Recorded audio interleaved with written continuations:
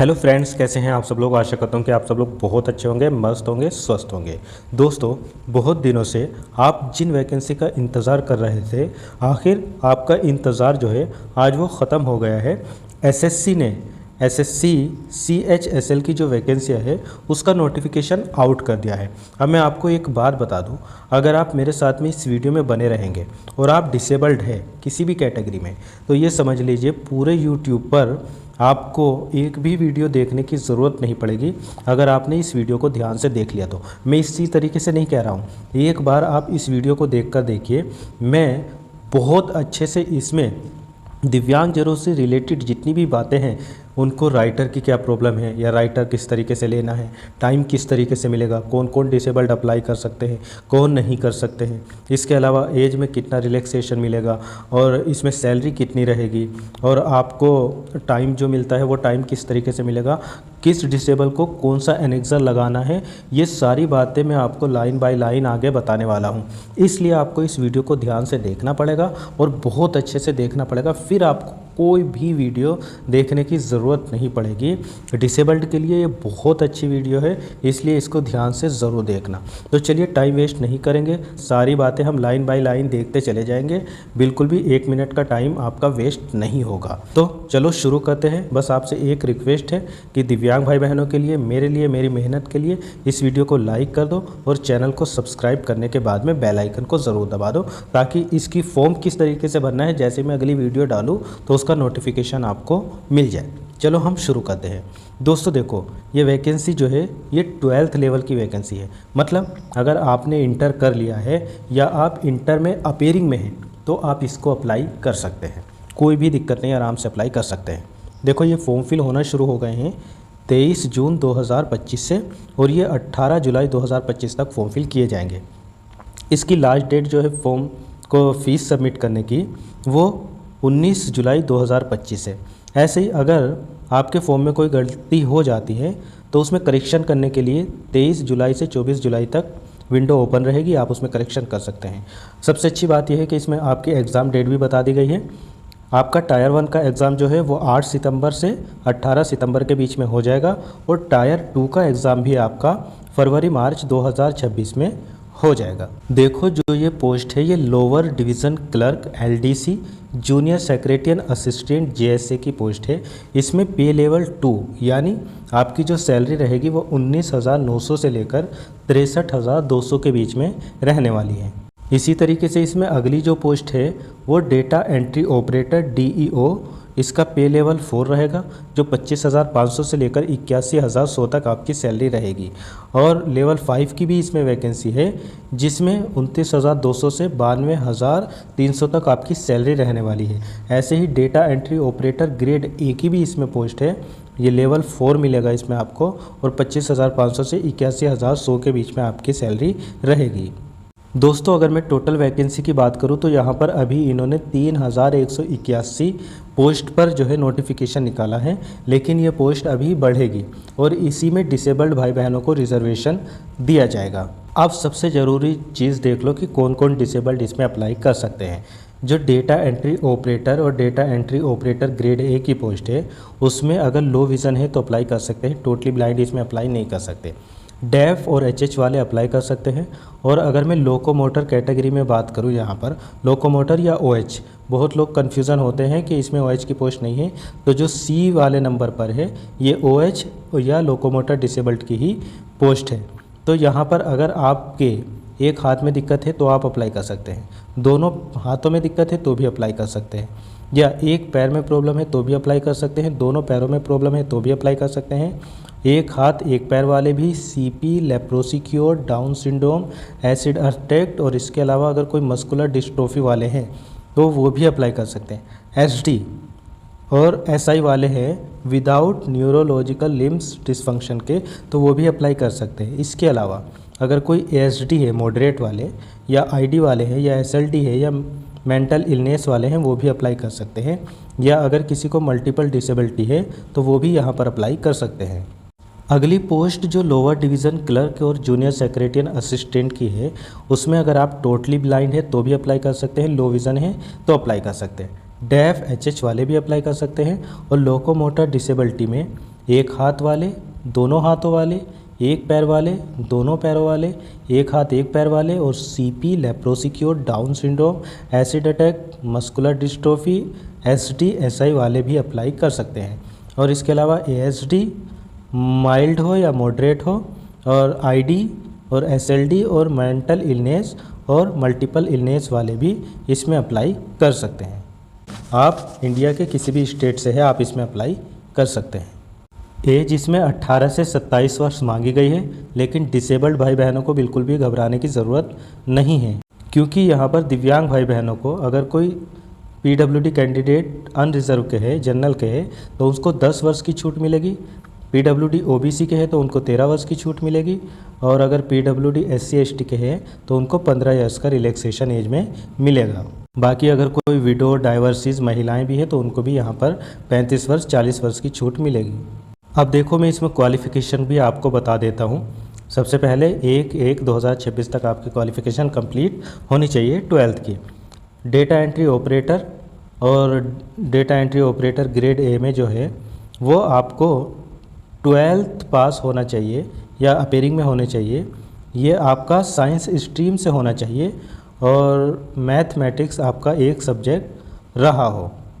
इसके अलावा एलडीसी यानी लोअर डिवीज़न क्लर्क और जेएसए की पोस्ट के लिए आपके पास में सिर्फ और सिर्फ 12th होना चाहिए किसी भी स्ट्रीम में, किसी भी यूनिवर्सिटी से। यहाँ पर जनरल ओबीसी वालों की 100 रुपये फ़ीस लगेगी, लेकिन एससी, एसटी, वोमेन और डिसेबल्ड भाई बहन, दिव्यांग भाई बहनों की यहाँ पर कोई फ़ीस नहीं लगने वाली है, एग्जेम्प्टेड है। दोस्तों, अब मैं आपको सिलेबस समझा देता हूँ, और जितने भी एज ए डिसेबल्ड भाई बहन हैं जिनको स्क्राइबर चाहिए या टाइम चाहिए एग्ज़ाम में, उनको कौन कौन सा एनेक्सर है वो मैं अभी आपको सिलेबस के बारे में बाद में बताऊँगा। इसलिए पहले सिलेबस देख लो, फिर हम राइटर के बारे में बातें करते हैं। देखो दोस्तों, सबसे पहले आपका टायर 1 यहाँ पर होगा। टायर 1 में पार्ट 1 में आपसे इंग्लिश लैंग्वेज के क्वेश्चन पूछे जाएंगे, बेसिक नॉलेज के, ठीक है। ये 25 क्वेश्चन पूछे जाएंगे और ये 50 मार्क्स के हो गए। और इसी तरीके से जनरल इंटेलिजेंस पूछी जाएगी, ये भी 25 क्वेश्चन पूछे जाएंगे और 50 मार्क्स के हो गए। आगे क्वांटिटी एप्टीट्यूड के बेसिक क्वेश्चन पूछे जाएंगे, बेसिक मैथ, ये 25 क्वेश्चन हो गए, 50 मार्क्स के हो गए। और जनरल अवेयरनेस के भी 25 क्वेश्चन आपसे पूछे जाएंगे और इनके भी 50 मार्क्स हो गए। इसके लिए आपको यहाँ पर 60 मिनट मिलेगा, मतलब 1 घंटा। और जो भाई बहन ऐसे हैं डिसेबल जिनको स्क्राइबर की ज़रूरत है वो स्क्राइबर लेंगे, या टाइम की ज़रूरत है वो टाइम के लिए यस करेंगे, अभी मैं बताऊँगा आपको, तो उनको यहाँ पर 80 मिनट पूरा मिलेगा। टायर 1 आपका ऑब्जेक्टिव होगा और यहाँ पर 0.50 आपसे माइनस मार्किंग भी आपकी यहाँ पर रहने वाली है, इस बात का आपको ध्यान देना है। उसके बाद में आपको दूसरा एग्ज़ाम देना पड़ेगा, मतलब टायर 2 एग्ज़ाम होगा आपका। अब इसमें कई सारे सेक्शन हैं, इसको ध्यान से देख लो। सबसे पहला सेक्शन 1 में आपसे मैथमेटिक्स के 30 क्वेश्चन पूछे जाएंगे और रीजनिंग एंड जनरल इंटेलिजेंस के 30 क्वेश्चन पूछे जाएंगे। टोटल ये 60 क्वेश्चन हो जाएंगे और एक क्वेश्चन 3 मार्क्स का होगा। इस तरीके से 180 मतलब 180 मार्क्स आपके पूरे हो जाएंगे यहाँ पर, और इसके लिए आपको 1 घंटा पूरा मिलेगा। उसी तरीके से सेक्शन 2 पूछा जाएगा, जिसमें इंग्लिश और जनरल अवेयरनेस के, इंग्लिश के 40 क्वेश्चन पूछे जाएंगे और जनरल अवेयरनेस के यहाँ पर 30-20 क्वेश्चन पूछे जाएंगे, और टोटल ये 60 क्वेश्चन हो जाएंगे और एक क्वेश्चन 3 मार्क्स का होगा। इस तरीके से ये भी पूरा 180 यानी 180 मार्क्स हो जाएंगे, और इसके लिए भी आपको एग्ज़ाम में 1 घंटा मिलेगा। इसके बाद में आपका सेक्शन 3 होगा, जिसमें कंप्यूटर नॉलेज का टेस्ट होगा। इसमें 15 क्वेश्चन पूछे जाएंगे और ये एक क्वेश्चन 3 मार्क्स का होगा, 45 मार्क्स यहाँ पर हो जाएंगे, और इसके लिए आपको 15 मिनट मिलेगी। और वही जो स्क्राइबर वगैरह टाइम वगैरह के लिए यस करेंगे उनको 20 मिनट यहाँ पर दिए जाएंगे।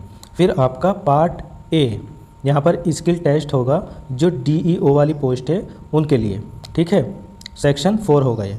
और जो आगे पोस्ट है लोअर डिवीज़न क्लर्क और जूनियर असिस्टेंट की, इसके लिए आपका टाइपिंग टेस्ट होगा, जिसमें 10 मिनट मिलेगी।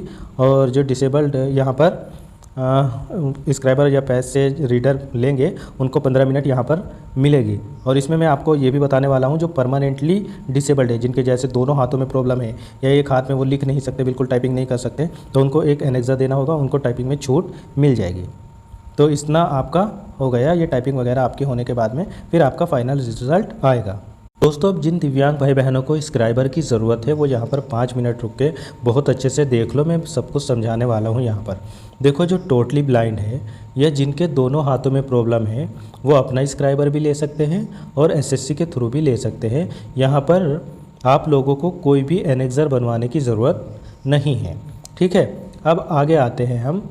यहाँ पर ब्लाइंडनेस और दोनों हाथों से प्रॉब्लम जिनको है उनके अलावा जो और कैटेगरी बच जाती है, जैसे सीपी वाले हैं या किसी के हाथ कांपते हैं वो नहीं लिख सकते, ऑटिज़म वाले हैं उनको बिल्कुल लिखने में दिक्कत हो रही है, नहीं लिख पाएंगे, इस तरीके के अगर कोई डिसेबल्ड है और उनको भी स्क्राइबर की ज़रूरत है तो उनको एनेक्सर 1 एग्ज़ाम के टाइम पे चीफ मेडिकल ऑफिसर या सिविल सर्जन या मेडिकल सुपरिटेंडेंट से साइन करवा कर उसमें ये लिखा होगा कि हाँ इनको लिखने में दिक्कत है, उनको ये वाला एनेक्सर 1 वहाँ पर एग्ज़ाम के टाइम पे ले जाना होगा, सबमिट करना होगा।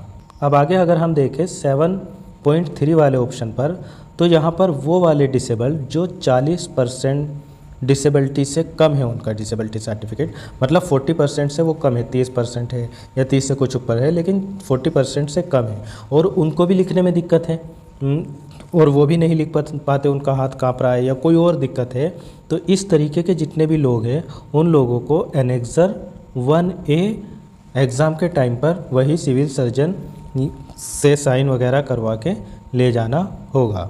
तो यहाँ पर मुझे उम्मीद है कि आप समझ गए होंगे। देखो, ब्लाइंडनेस और दोनों हाथों से प्रॉब्लम वालों को कोई एनेक्सर नहीं बनवाना, बाकी इनके अलावा जो डिसेबल्ड है उनको यहाँ पर एनेक्सर 1 बनवाना है पेपर के टाइम पे, और जो 40% से कम है उनको एनेक्सर 1A बनवाना है पेपर के टाइम पे।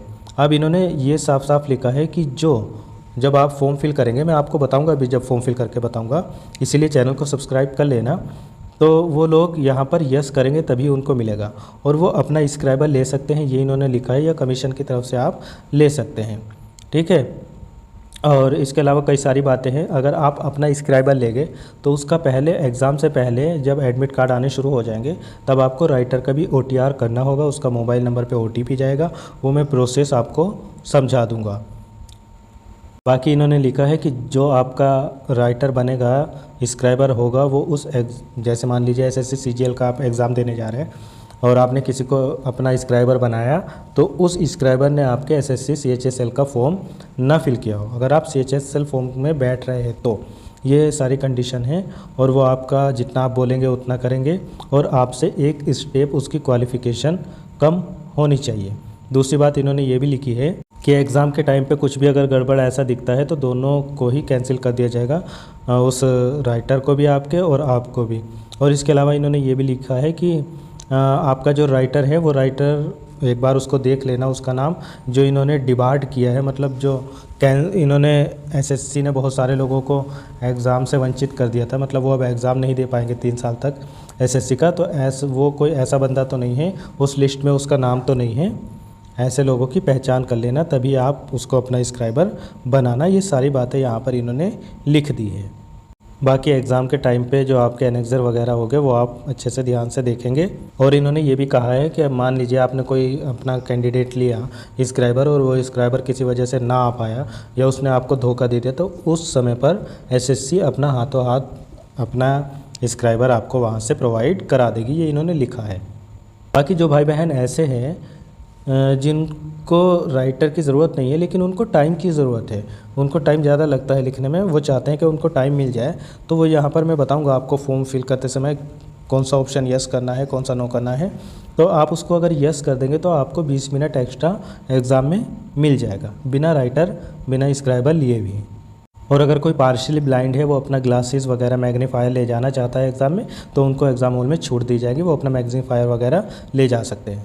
इसके अलावा भी देख लो, जिन लोगों को जैसे दोनों हाथों में प्रॉब्लम है, परमानेंटली वो टाइपिंग नहीं कर सकते, या और भी अगर ऐसे हैं जिनको टाइपिंग नहीं मतलब कर ही नहीं सकते हैं परमानेंटली, CP वगैरह वाले, तो वो यहाँ पर ये देख लो एनेक्सर XIV ये वाला एनेक्सर यहाँ पर बनवाना होगा उनको, ये वाला भी और इनको भी, ये एग्ज़ाम के टाइम पर ही आप अपना बनवा सकते हैं और आपको ये वाला एनेक्सर डिपार्टमेंट में पहले ही देना होगा और एग्ज़ाम के टाइम पे इनमें से कोई सा एनेक्सर आपको ले जाना होगा। ये आप ध्यान से देख लेना, पढ़ लेना। बाकी दोस्तों यहाँ पर डिटेल सिलेबस दिया हुआ है, ये मैं किसी और वीडियो में बता दूंगा। ये देखो अपने अपने हिसाब से सब आप नीचे आएंगे तो ये सब आपको एनेक्सर मिल जाएंगे। Letter of undertaking for using on scriber के लिए ये वाला एनेक्सर, जो 40% से कम है उनके लिए ये एनेक्सर, तो सब दिया हुआ है, यहाँ पर लिखा भी है। आप इनको सबको देख लेंगे। फॉर्म किस तरीके से फिल करना है इसकी मैं बहुत जल्द वीडियो आपको दे दूँगा स्टेप बाय स्टेप। उसको देखकर आप आराम से अपने मोबाइल से ही फॉर्म फिल कर लेंगे। चलो मिलेंगे फिर किसी और वीडियो में। Thank you so much.